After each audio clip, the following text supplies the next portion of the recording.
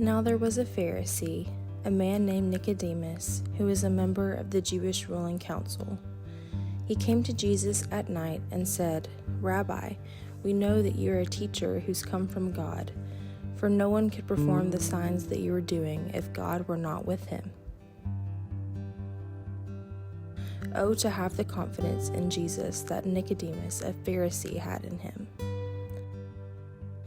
He knew without a doubt that Jesus came from God because no one could do the miracles and perform the signs that Jesus had done. Do you find it difficult to believe Jesus is behind the unexplainable things that happen in your life or in the life of someone you know? Do you find it easier to grasp these miracles by explaining them away as a coincidence or just the natural progression of the body healing itself or your ability to make things happen for yourself?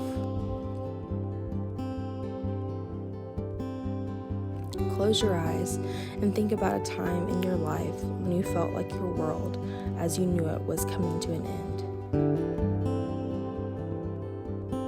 Were you afraid you'd lose your house because you couldn't pay the mortgage? Were you scared you'd starve to death because your pantry was empty? Maybe you feared you'd lose your job or fail your school courses and lose your scholarship. In any of those situations, or a different one that comes to mind, did your world end? Were you abandoned by the Lord? Or did things turn out okay, even if not the way you wanted them to? If you're listening to this today, then you're alive. You've survived, and you're loved and still clinging to the hope that God has got your back. And He does. God is with you. God is for you. God is in you. Say that again. God is with you. God is for you. God is in you. God is the miracle worker. He wants to work a miracle in your life today. Now think of someone, a friend, a neighbor, or a people group as a whole who doesn't know God like you do. Someone who wouldn't automatically equate Jesus to the miracle worker. Now think about something unexplainable that's happened in your life, even if the end result was different than you'd hoped. Take a moment to put the words together that you would share with this person if given the opportunity. Would you first tell the backstory of how bad life had become? Really create a dramatic flair to your event? Then just when it seemed like all hope was lost, you'd reveal the ending where God saved the day in such a riveting way that your listener would have no option but to believe?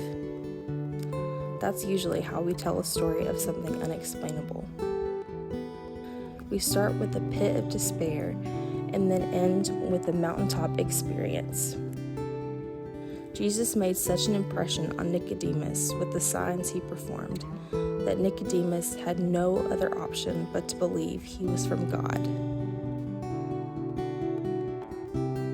Lord, use me today to show someone who doesn't believe in you that you are the God, not just a God. Help me share the beauty of your loving kindness, your healing power, your saving grace, and your relentless forgiveness. Use me to show others that you are the only way. Amen.